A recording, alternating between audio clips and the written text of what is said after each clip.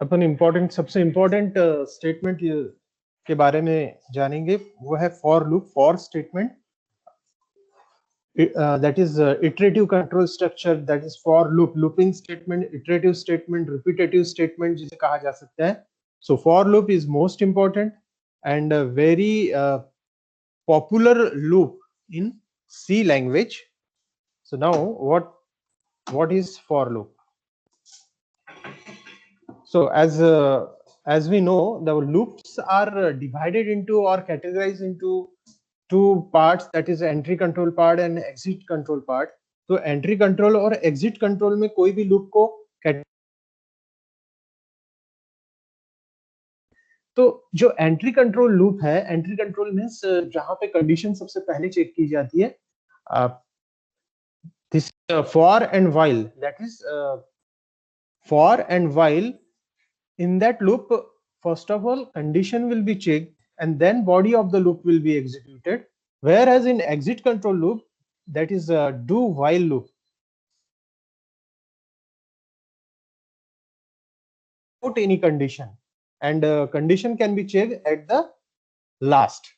means for और while loop में सबसे पहले कंडीशन चेक की जाती है, जबकि do while में सबसे लास्ट में चेक की जाती है, इसलिए उसको एग्जिट कंट्रोल कहा जाता है और इसे एंट्री कंट्रोल कहा जाता है. तो अपन आज देखेंगे एंट्री कंट्रोल के बारे में, जिसमें फॉर लूप के बारे में अपन जानेंगे.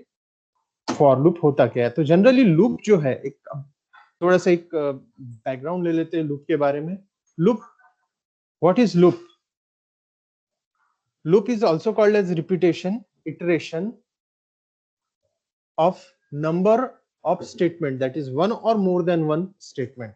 So loop execute the sequence of statement many times until the condition becomes false. जब तक condition false नहीं हो जाती, या आप बोल सकते हैं कि condition जब तक true रहेगी तब तक वो statement execute होते रहेगा, तो इसे कहा जाता है loop. So generally loop have two parts, body of loop and control statement.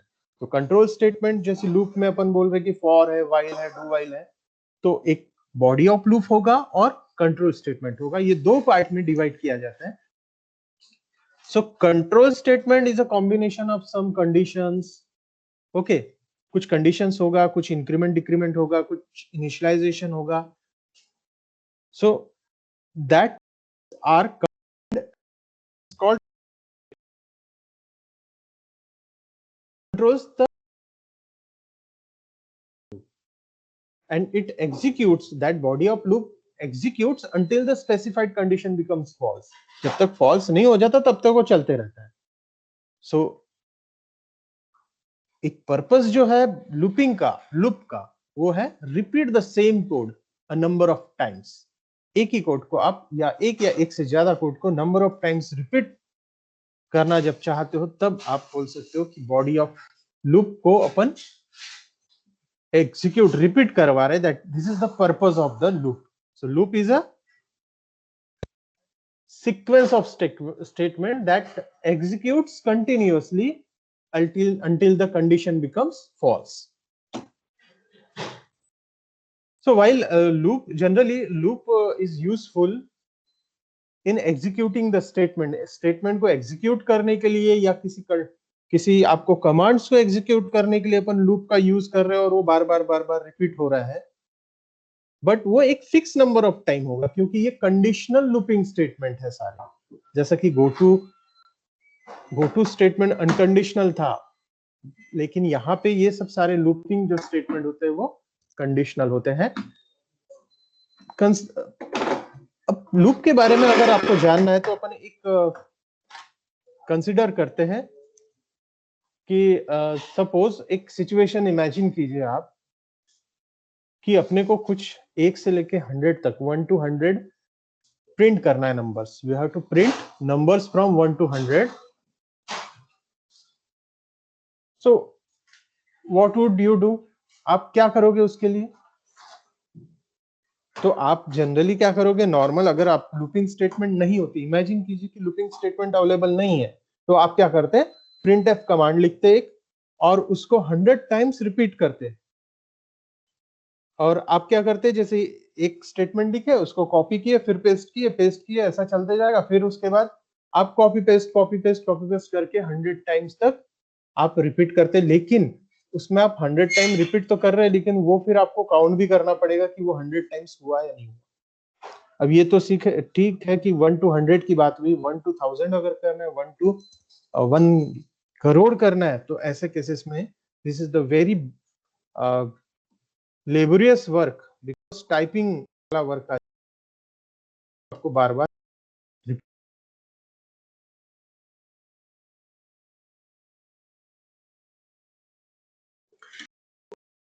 यही चीज अगर आप लूप का यूज करते हो तो it performed in just 3 statement, सिर्फ 3 स्टेटमेंट में आपका पूरे 100 या 1000 या करोड़, आप कितना भी ले लो, वो परफॉर्म हो जाएगा। तो this is the beauty of looping statement. ये लूपिंग स्टेटमेंट का ब्यूटी है कि आप कितने भी नंबर ऑफ टाइम्स है किसी स्टेटमेंट को एग्जीक्यूट, या बॉडी ऑफ द स्टेटमेंट, या बोल सकते हो कि नंबर ऑफ स्टेटमेंट को एग्जीक्यूट करवाना चाहते हो, या ब्लॉक ऑफ कोड को एग्जीक्यूट करवाना चाहते हो, तो आप कितने भी टाइम तक उसको मींस नंबर ऑफ टाइम्स आप उसको रिपीट करवा सकते हैं due to looping statement. So for looping statement का जो सिंटैक्स है, जो स्ट्रक्चर है, वो है फॉर, आपको सिंपली लिखना है फॉर इनिशियलाइजेशन। जैसे कि मैं अगर यहां देखूं,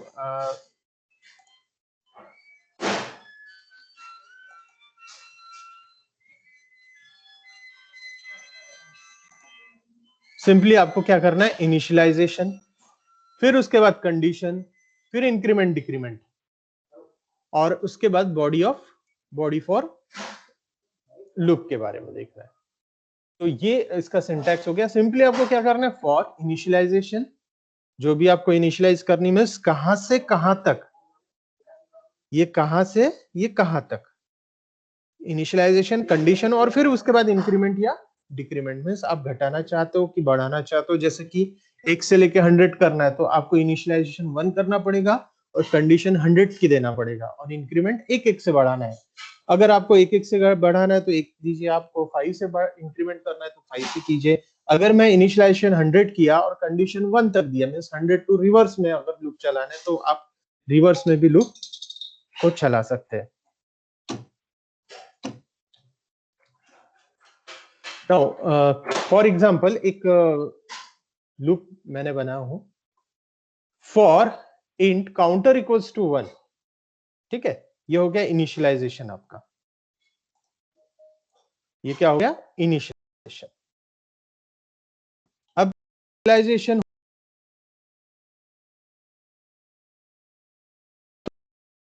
कीवर्ड सबसे पहले देखिए, फॉर कीवर्ड हो गया, फिर उसके बाद ओपनिंग पैरेंथेसिस और इधर क्लोजिंग पैरेंथेसिस लगा दिए। तो कंट्रोल वेरिएबल नेम, तो पहले सबसे पहले इनिशियलाइजेशन के लिए मैंने क्या दिया, काउंटर 1। जैसे सिंटैक्स में ये देखिए इनिशियलाइजेशन, और यहां पे दे दिया मैंने काउंटर इक्वल्स टू 1। फिर उसके बाद आपको क्या लगाना है, सेमी कोलन। क्या लगाओगे आप, सेमी कोलन लगाओगे। देन कहां तक चलाना है लूप, तो ये हो गया loop counter less than equals to 10। आप 1 से लेके 10 तक एग्जीक्यूट कर रहे हैं, ये हो गया स्टार्टिंग आपका। This is the starting of the loop, और starting value of control variable. ये हो गया लूप कहां से कहां तक चलेगा।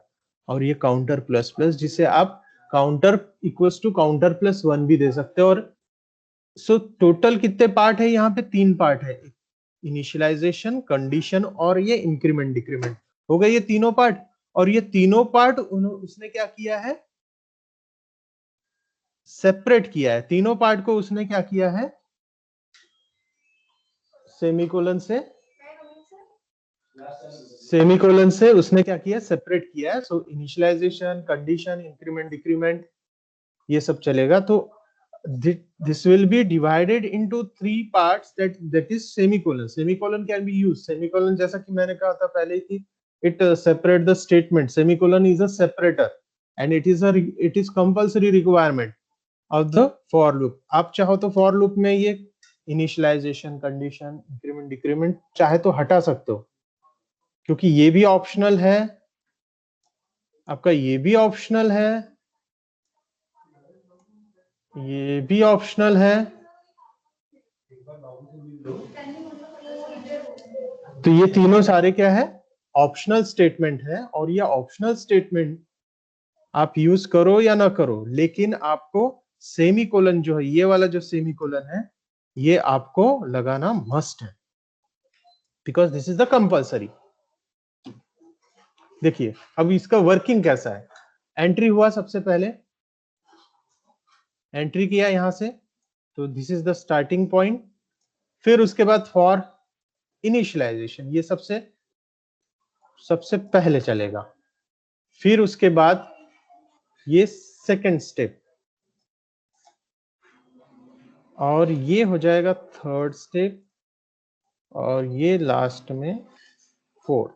देखिए कैसा होगा, फॉर इस पे आ गया, एंट्री हो गया, देन उसके बाद इनिशियलाइजेशन, सबसे पहले इनिशियलाइजेशन किया, फिर आपका कर्सर कहां चले गया, कंडीशन पे गया, इसलिए सेकंड स्टेप मैंने मेंशन किया। कंडीशन चेक करेगा, अगर ये ट्रू है, अगर ये ट्रू है तो ये जो है बॉडी,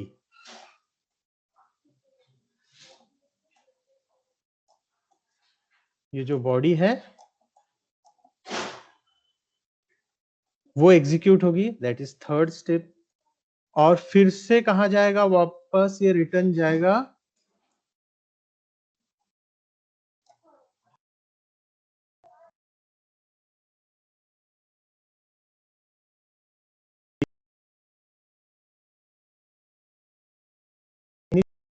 एक ही बार, हो क्या होते जाएगा, कंटिन्यूसली चेंज हो, इसकी वैल्यू चेंज होते जाएगी। जैसे कि यहाँ अपडेशन होने के बाद फिर से कंडीशन चेक किया, अगर ये कंडीशन फॉल्स हो जाती है, ये फॉल्स हो गई, तो सीधा आपका लूप कहाँ चले गया, लूप के बाहर। So this is the working of the for loop. क्या करेगा सब, अगेन आई रिपीट, फॉर पे है, इनिशियलाइजेशन हो गया, ये सिर्फ और सिर्फ कितना होगा, सिर्फ पहली बार, ये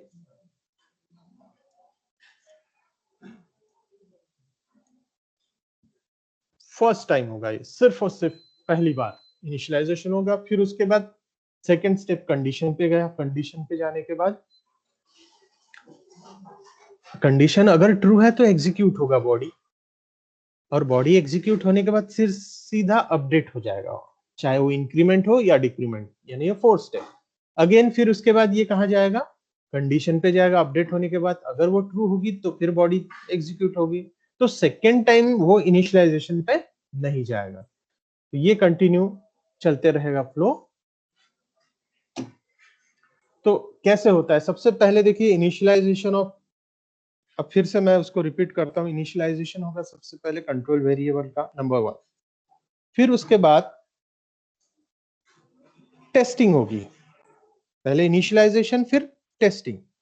टेस्ट कंडीशन जो आप मेंशन करोगे, अगर वो ट्रू है तो बॉडी ऑफ लूप एग्जीक्यूट होगा, अदरवाइज लूप टर्मिनेट हो जाएगा और एग्जीक्यूशन कंटिन्यू रहेगा, कब, लूप के बाहर निकल जाएगा, यानी एग्जीक्यूशन जो होगा वो लूप के बाहर हो जाएगा, क्योंकि लूप आपका फॉल्स हो चुका है।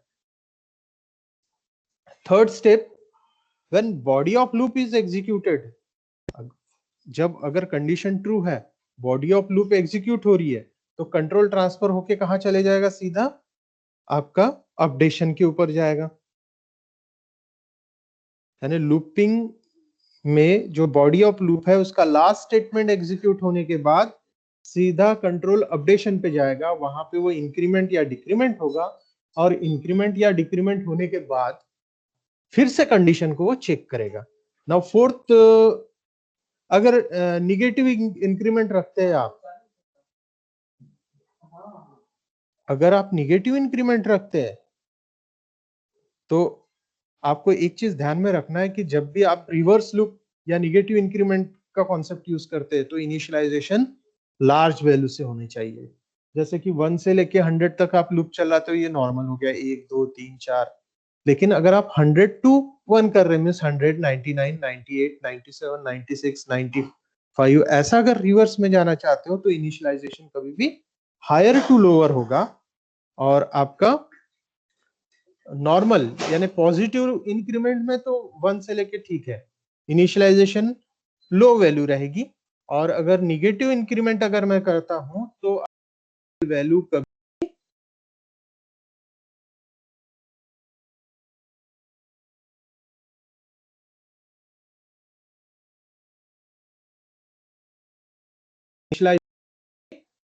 सबसे पहले होगा, फिर उसके बाद टेस्ट कंडीशन होगी, फिर उसके बाद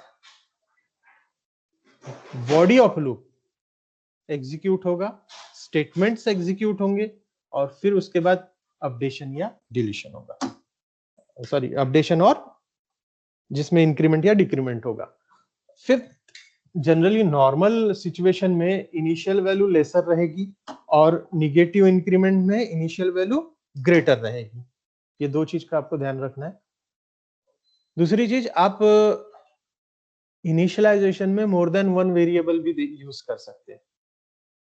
ये एक बोल सकते हैं, मीन्स आप क्या कर सकते हैं, जो सेमीकोलन के पहले इनिशियलाइजेशन का जो पार्ट है वहां पे 1 को 2, 2 को 2, 4 को 2, 5 को 2, कितने भी वेरिएबल्स को आप इनिशियलाइज कर सकते हैं। कंडीशन आप 4 2 5 2 कितनी भी दे सकते हैं। इवन आप इंक्रीमेंट डिक्रीमेंट भी नंबर ऑफ दे सकते हैं। मीन्स आपको सेमीकोलन यानी 3 पार्ट में आप कितने भी स्टेटमेंट्स यूज कर सकते हैं। That is for loop allow more than one variable initialisation as well as more than one variable incrementation और डिक्रीमेंटेशन, बोथ और मिक्स्ड। तो जैसे कि पॉजिटिव इंक्रीमेंट और निगेटिव इंक्रीमेंट दो टाइप के अपन अगर लूप यूज करते हैं, तो पहला पॉजिटिव इंक्रीमेंट में यहाँ पे इसे आप नॉर्मल लूप भी बोलोगे, और ये रिवर्स लूप कहलाता है, जिसे निगेटिव इंक्रीमेंट कहते हैं। तो निगेटिव इंक्रीमेंट में रिवर्स लूप में आप इनिशियलाइजेशन ग्रेटर से करोगे और कंडीशन लोअर तक जाएगी, और वो एक एक से या जो भी आप स्टेप करना चाहते हो डिक्रीमेंट वो कर सकते हो, तो उसे निगेटिव इंक्रीमेंट कहा जाता है। अब अगर एक से ज्यादा आपको इनिशियलाइजेशन करना है तो आपको सेपरेट करना है, किससे? कॉमा से। ये एक मिक्स्ड हो गया। यहां पे भी देखिए कॉमा से सेपरेट हुआ, ये वाला भी है, लेकिन ये वाला जो पोर्शन है, या आई प्लस प्लस और जे माइनस माइनस, यहाँ पे क्या हो गया, आप इंक्रीमेंट भी कर रहे हो डिक्रीमेंट भी कर रहे हो। यहाँ पे 0 से कर रहे मीन्स आप पॉजिटिव और निगेटिव इंक्रीमेंट दोनों टाइप के इसको मिक्स भी कर सकते हैं। आपको जैसा रिक्वायरमेंट है वैसा आप कर सकते हैं, but separated by comma. And nesting of looping statement is also possible. So आप फॉर लूप का नेस्टिंग भी कर सकते हैं, मीन्स लूप के अंदर लूप। कैसे होगा नेस्टेड लूप? जैसे लूप जो है, जैसे आपकी रिक्वायरमेंट है उसके accordingly we have to nesting done. In nested loop we have taken more than one loop is used. जैसे कि आप देखिए, ये अब नॉर्मल लूप है, यहां पे मैं क्या कर रहा हूं, ये वाला जो पोर्शन है लूप के अंदर लूप लगा दिया, और ये वाला जो है ये पोर्शन क्या कहलाएगा,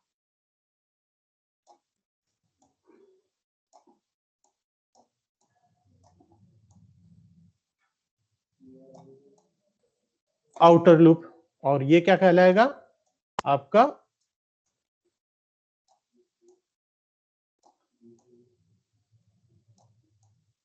ये कहलाएगा inner loop. This is outer and this is outer and this is inner loop. So outer loop executed first and then inner loop will be executed.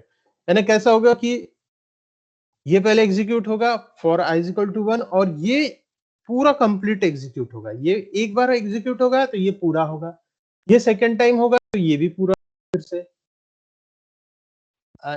10 तक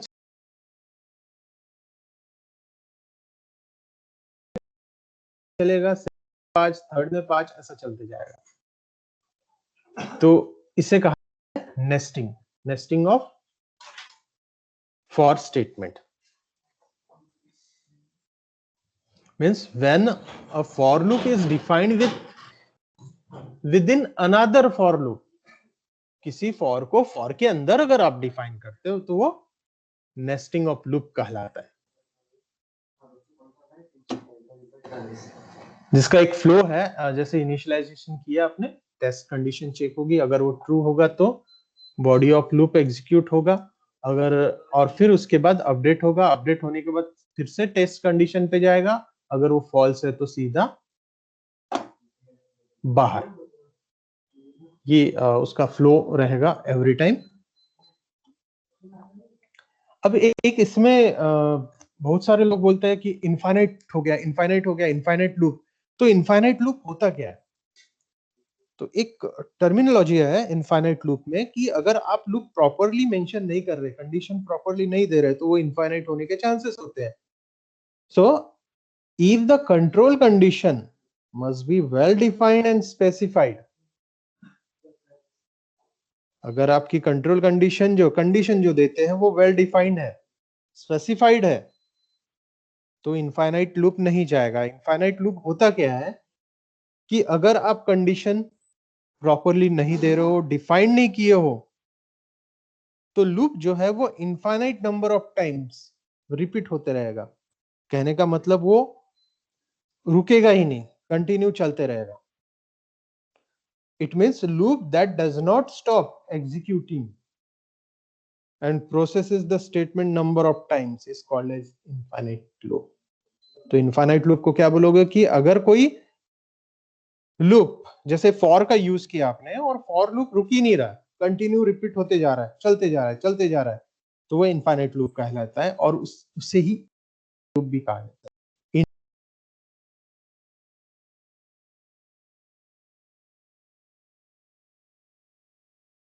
इनफाइनाइट लूप क्यों होता है?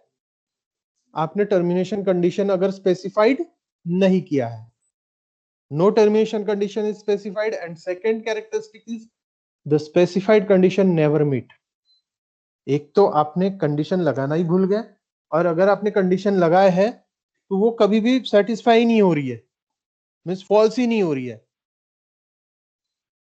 तो इन शॉर्ट अगर बोला जाए तो फॉर लूप लगाया है आपने और कंडीशन सिर्फ ट्रू हो रही है, फॉल्स हो ही नहीं रही है, और अगर फॉल्स होगी नहीं तो वो रुकेगा नहीं। तो ये दो उसके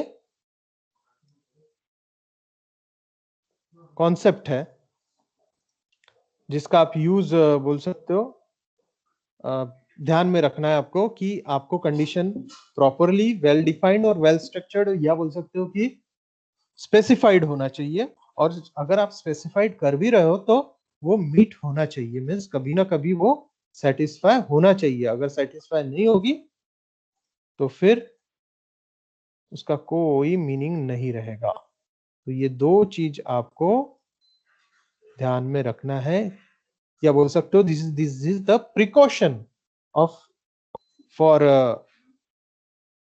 avoiding infinite loop.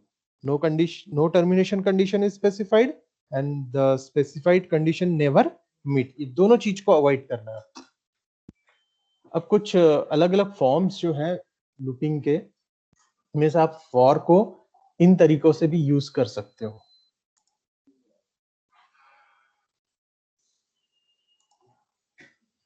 जैसे आप जैसे इंक्रीमेंट करना है तो आप नम प्लस प्लस करने की जगह num is equal to num plus 1 भी कर सकते हैं, ठीक है। दूसरा तरीका एक है इनिशियलाइजेशन, जो है आपकी इच्छा हो तो लूप के अंदर लगाओ, नहीं तो ये वाला पार्ट जो है इसको आप बाहर भी कर सकते हो। ये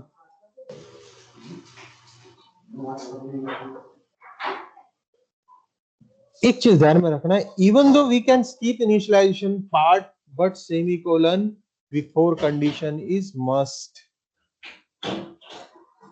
और अगर आप ये नहीं लगाते तो कंपाइलेशन एरर जनरेट होगा, तो आपको सेमीकोलन लगा है।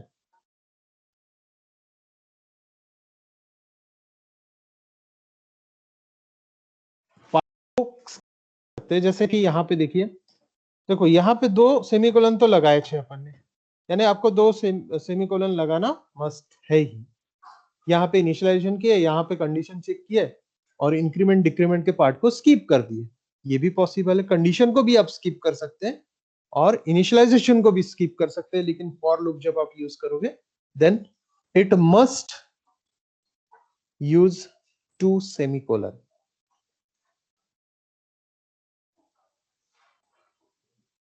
Okay, this is the some restriction and various forms of for loop in C language. एक और तरीका ये भी है, देखिए यहाँ पे सिर्फ कंडीशन रखा हूं, इंक्रीमेंट डिक्रीमेंट और इनिशियलाइजेशन दोनों नहीं है, और इनिशियलाइजेशन कहाँ, इधर दे दिया मैंने।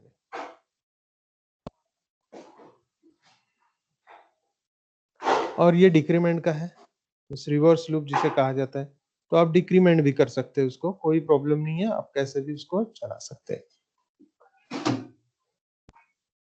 आप मल्टीपल इनिशियलाइजेशन कर सकते हैं यहाँ पे, ये एक मल्टीपल इनिशियलाइजेशन, ये एक पार्ट हो गया।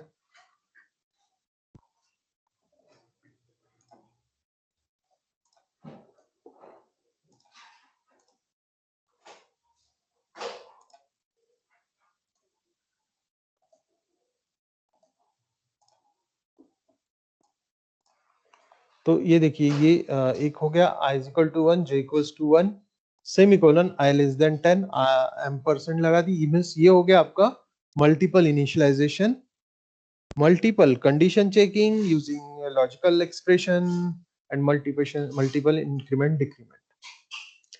तो फिर डिफरेंस क्या है ये लूप का और सिंपल लूप का? जैसे कि आप नॉर्मल लूप यूज करते हैं और ये लूप यूज करते हैं, तो दोनों में डिफरेंस क्या है? सबसे पहली चीज तो इसमें इनिशियलाइज 2 वेरिएबल का किया गया है, आप चाहो तो 4 का कीजिए, 5 का कीजिए, and separated by comma. 2 test condition है यहाँ, आप 5 का भी कर सकते हैं, 6 भी कर सकते हैं, 7 भी कर सकते हैं, लेकिन आपको लॉजिकल एक्सप्रेशन का ऑपरेटर का यूज करना पड़ेगा। बट वन थिंग, जैसे कि इनिशियलाइजेशन को आप कॉमा से सेपरेट कर रहे हैं, you can not use multiple test condition separated by comma, लेकिन आप मल्टीपल कंडीशंस को कॉमा नहीं लगा सकते, ये चीज आपको ध्यान में रखना है। उसके लिए आपको लॉजिकल ऑपरेटर का यूज करना पड़ेगा, चाहे फिर वो एम्परसेंड हो या और का सिंबल हो, दो में से कोई भी एक। आप इंक्रीमेंट भी 2 या 3 कर सकते हो, जिसे आप कॉमा से सेपरेट करोगे। तो इनिशियलाइजेशन और इंक्रीमेंट डिक्रीमेंट कॉमा से आप सेपरेट करोगे, और कंडीशन को आप लॉजिकल ऑपरेटर से सेपरेट करोगे। So this is the example of for loop simple which prints numbers from 1 to 10. So first of all int I equals to 1. अब देखो इसको अपन ट्रेस करके देखते हैं। एक मैं यहाँ पे बॉक्स बनाता हूं। सबसे पहले I की वैल्यू कितनी हो गई? 1। अब लूप चलाते हैं अपन। सबसे पहला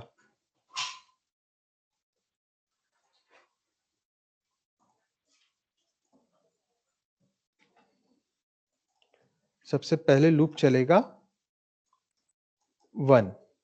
तो यहां I की वैल्यू कितनी है? 1।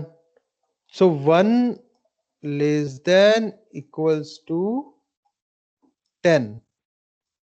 कंडीशन क्या हो गई? ट्रू हो गई। तो यहां I की वैल्यू 1 है, ये क्या हो जाएगा? तो कर्सर का